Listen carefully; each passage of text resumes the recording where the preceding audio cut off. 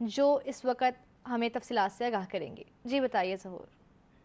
ملک بھر کی طرح قلعہ دار سنگھ میں بھی آج عید الاضحیٰ نہایت عقیدت و احترام سے منائی جا رہی ہے۔ نماز عید کی ادائیگی کے بعد اب سنت ابراہیمی کی ادائیگی کا سلسلہ جاری ہے۔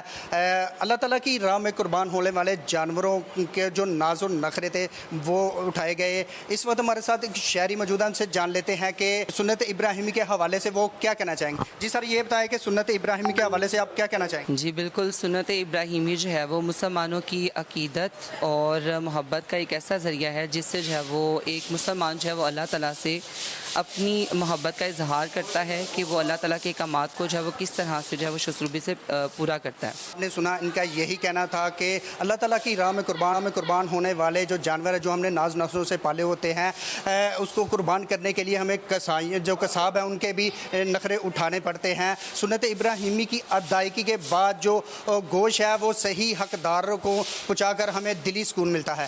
جی متعلق بتایا، آپ کا شکریہ۔